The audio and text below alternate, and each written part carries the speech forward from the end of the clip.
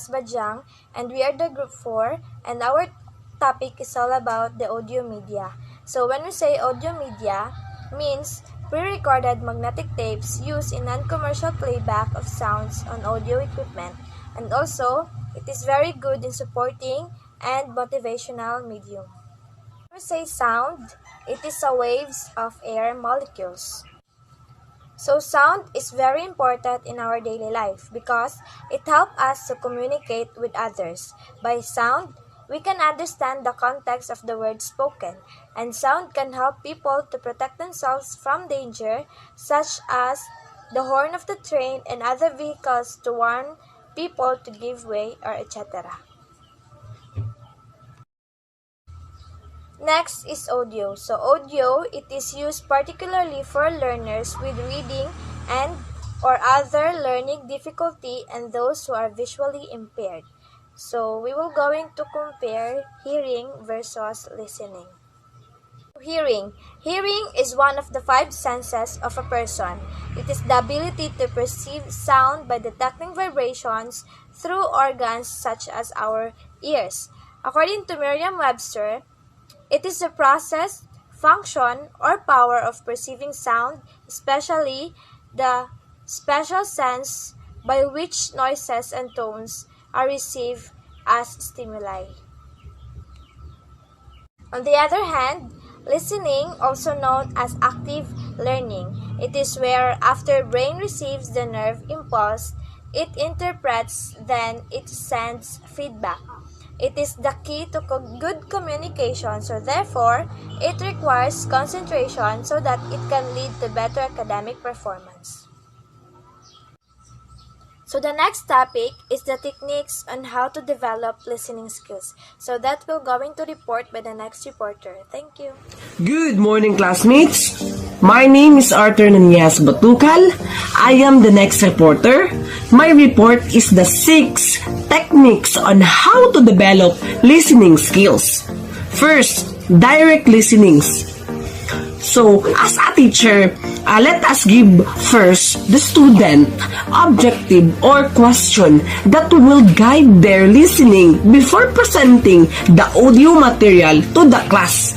Halimbawa, pagbibigay ng mga printed na mga kagamitan tulad ng module at iba pa. Pagbibigay ng malinaw na instruction upang maintindihan ng mga bata. Dahil dito, mas naiintindihan ng mga bata o mga tao kung ano ang inilalahad sa material sa audio na klase. Second, following directions. As a teacher, he was able to clarify what he was giving lessons to the children. For example, pagbibigay ng kumpletong direksyon sa pagsasanay upang maintindihan ng mga bata ang kanilang pagsasagot. Listening for main ideas, details, or inferences. Provide a guide to what to listen to such as key ideas, details, or specific information. For example, Ma'am April gave her idea on technology. Because of this, the children already understood what technology is. Fourth, using context in listening. Identifying meanings in an auditory context by listening to sentences with missing words and then giving the appropriate words. 5. Analyzing the structures of a presentation. Student may be asked to outline what they heard after making. For example, pagpapakita ng mga presentation at pagtanong sa kanila kung ano ang kanilang napakinggan at naintindihan sa presentation. Lastly is number 6. Distinguish between relevant and irrelevant informations. Identify relevant and irrelevant information after listening to a given audio materials. And here ends my report. According to Unknown, the most basic of all human needs is to need to understand and be understood. The best way to understand people is to listen to them. Good day everyone, my name is Normy Talino and this morning I will be continuing the report of Mr. Batukal. Now let's go to the audio format. So when we say audio format, it is a file format for storing sound or music. So it can either be analog or a digital. So audio recordings have two basic types, which is the analog and the digital. But this moment, let's talk first what is analog. So analog, it refers to the audio recorded using methods that replicates the original sound waves. Digital audio. These are files kept on digital storage, such as CDs, computer, hard drive, a flash drive, or digital recorded. Next is computers are digital devices.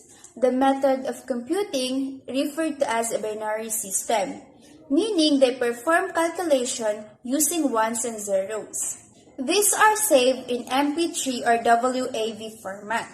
Most commonly used audio files are WAV or the WAV files and MPEG layer 3, which is the MP3 files. So now, let's talk the three audio file types, which is the WAV, MP3, and the WMA.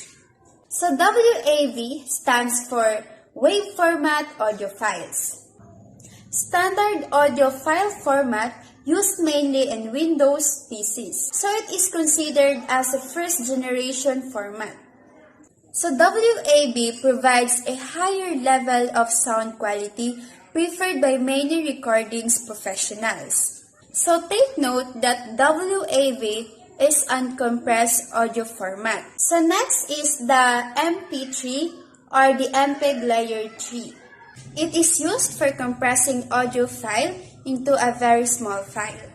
That it is used for digital storage and transmission. So it is the most popular format for downloading and storing music. It is the most common audio file. Work on most devices. File can be as small. The MP3's popularity is primarily due to its versatility and instantly playable. And the last one is the WMA or the Windows Media Audio. It is a Microsoft audio file format which is used for compressing audio files. So the WMA, it doesn't translate well to the other operating system. So it is developed by Microsoft. So it can only played on Windows devices. So take note that MP3 and WMA is a lossy audio format. So there are three types of digital audio files, which is the uncompressed, lossless, and the lossy. So files do not use data compression, offer highest audio quality, but largest files. So next is the lossy. Files use data compression to greatly reduce the size of the audio files. It has a negative effect, so it will affect the quality of your music. And the last one is the lossless. So they use a special type of data compression called the lossless encoding. So it reduces the size of the file without affecting the quality of the audio. So that's all for today. I hope you learned a lot from my report and God bless us all. Hello, good morning everyone. My name is Josie S. Martinez and today I'm going to discuss about the digital storage devices up to types of optical discs. So what is digital storage devices? Digital storage devices is the recording of digital information in a storage medium, usually by electronic means. This device typically enables a user to store a large amount of data in a relatively small physical space and make sharing that information with others easy. The device may be capable of holding the data either temporarily or permanently. It can also be used as a backup for important information. The examples are the hard drive disk, floppy disk, CDs, tapes, and etc. Under the digital storage devices is the optical disc. Optical disc, it is a storage medium for which data is read and to which it is written by lasers. It is common for storing digital data like music and other types of data. Audio CD were available since 1982 as a physical storage medium for audio. Optical disc used as a portable and secondary storage device. Optical disc can store more data than the previous generation of magnetic storage media and has a relatively longer lifespan. CDs or compact discs, DVD, digital versatile or video discs, and Blu-ray disc is the most common optical discs that are used. Here are the types of optical disc. The first one is the read-only memory or ROM. ROM is used for distribution of standard program and data files. It comes with data already encoded onto them. It cannot be modified because it is permanent but can read a number of times. This type of storage medium that permanently stores data on personal computers, PCs, and other electronic devices. Because ROM is read-only, it cannot be changed and it is permanent. The second type of optical disc is the write-once, read-many, or worm. This disc can be written to only once. The information stored on the disc cannot be changed or erased. This device discs store data in a non-rewritable format to prevent users from accidentally erasing or altering sensitive information. Worm is also known as write once, run anywhere, or WARA. The third and the last type of optical disc is the rewritable write-many, or WMRM. This disc allows information to be recorded and erased many times. And that's all for my report about digital storage devices, optical discs, and the types of optical discs. The next topic that will be discussed is about the analog audio. Good morning, everybody! My name is Napame Razan. I am going to continue our report and let's proceed to analog audio. Let's start. Audio media. What is analog audio? Analog audio sound began its life in 19th century, progressing with quality over time. It has been overtaken by digital audio at the end of 19th century. It is a representation of a sound that is analogous to the air pressure waves of the sound. Analog audio sound has much broader frequency range. It records and reproduces sounds much more accurately but suffer from electric noise issues. Analog audio media is much more bulky, expensive, harder to produce, maintain, and distribute. It is a representation of the intensities of those waves in a different form, such as voltage on a wire or magnetized particle on a cassette tape. It reads media by scanning the physical data of the media. For example, audio type players, VCRs, and record players. And now, here is the guidelines on how to use a microphone to record analog audio of a sound. First, place the microphone on a floor or table stand away from hard surfaces such as chalkboards, windows, or bare walls. If a stand is not available, place on a hand towel or other soft cloth. Second, place the microphone on a good spot to achieve maximum pickup of desired sounds and minimal pickup of extraneous ones. Avoid handling the microphone from one person to another. If necessary, move people instead before recording. Third, maintain the constant distance from the microphone. As a rule of thumb, your mouth should be about a foot from the microphone. If you are much closer, P and B will tend to pop and other breathy sound may become annoying. The P and B sound should be studied together. They are produced in the same part of the mouth, which is in the front, with the tongue in the same place.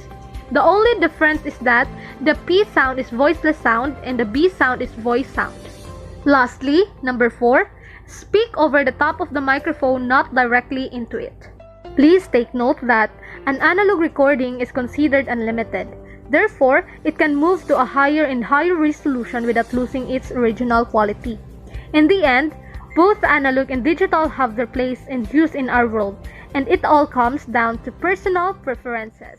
Good morning to each and everyone. My name is Grace Di Coloma and here is the continuation of our report, Accessing Audio. In accessing audio, there is streaming audio.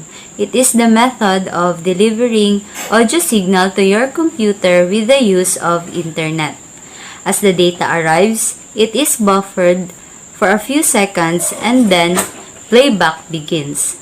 Buffering means downloading a certain amount of data before starting to play the audio. It buffered for a few seconds after receiving the data so that the audio can continue playing even if there's a brief internet connection problem.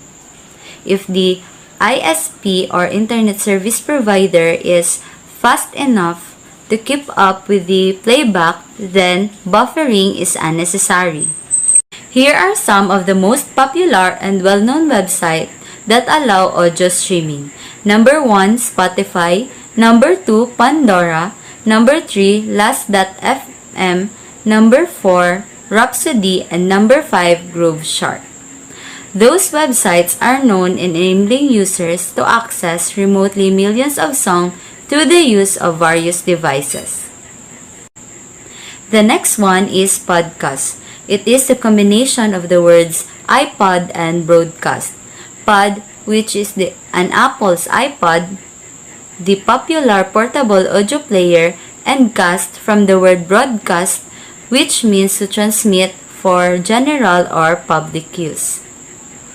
Podcast refers to the recorded audio file in MP3 distributed over the internet. These audio files can be sent automatically to the subscribers and stored to their computers for listening at their convenience. Podcasts can be accessed anytime and anywhere. All you need to do is just to download it before you can listen to them.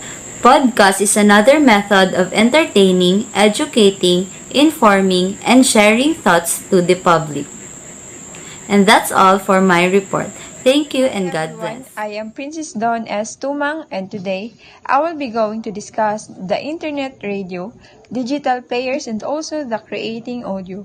So first, the internet radio. It is an internet or Wi-Fi radios that can give you an access to thousands of internet radio stations. It is a digital audio service transmitted via the internet and it can either be used as a standalone device running through the internet or as a software running through a single computer.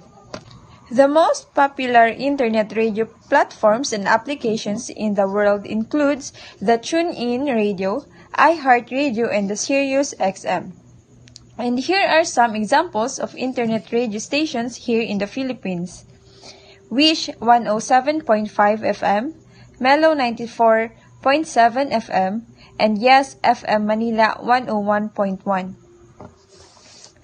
Next is the digital players. These are also called as mobile digital media players.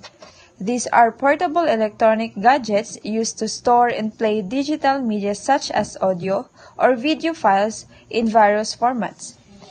Some examples of devices that qualify as a digital media players are: first, smartphone; second, satellite navigation receivers; third is digital camera; fourth, internet-connected tablets; and fifth is the smart watches. And the last one is creating audio. Using a sound recorder. Sound recording, transcription of vibrations in air that are perceptible as sound into a storage medium, such as phonograph disc. In sound reproduction, the process is recorded so that the variations stored on the medium are converted back into sound waves. There are two types of sound recorder, the audio recorder and the digital audio recorder. For audio recording devices range from tape-based recorders such as micro, mini, and standard audio cassettes, in reel-to-reel tape recorders, and for digital audio recorders also that are recorded on compact disc, hard drives, and media cards. And the second one, the Audacity.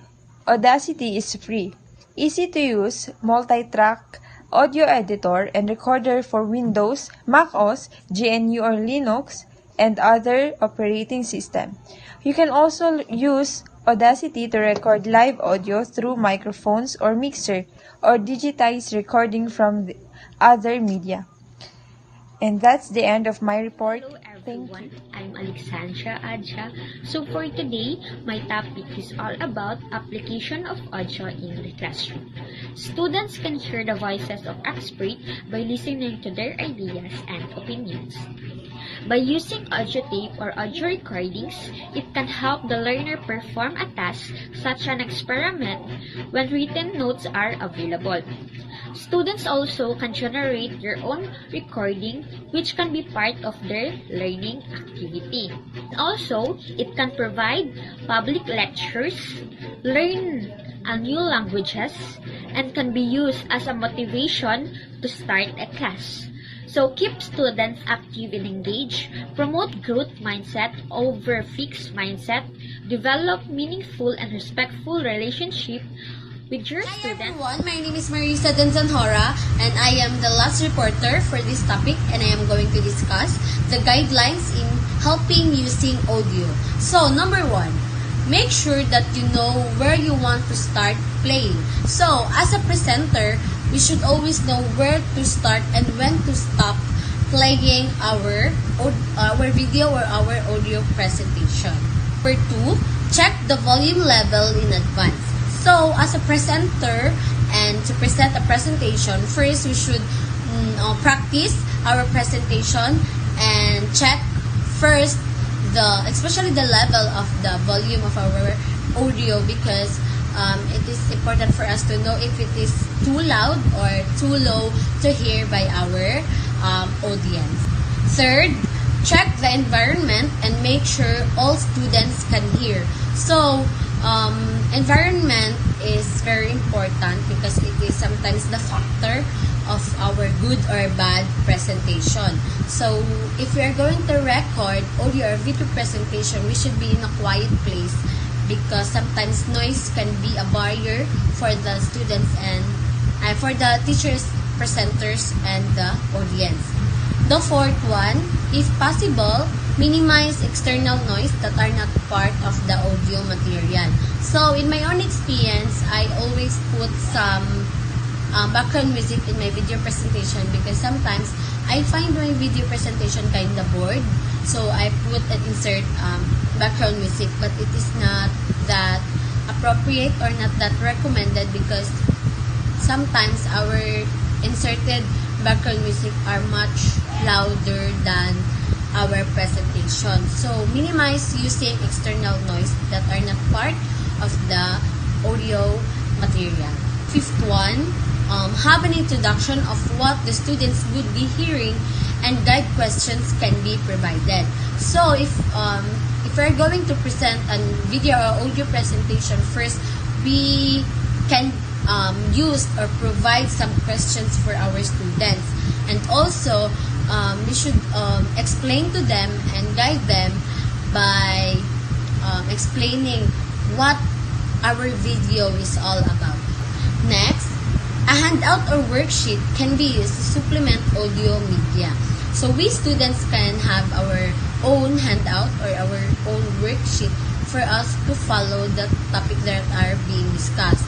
And also, we can have it for us to read and to more understand the topic that are being discussed by ourselves, and we can regulate or reflect with our own self. Next, to create discussion or other activities, audio presentation can be paused or stopped.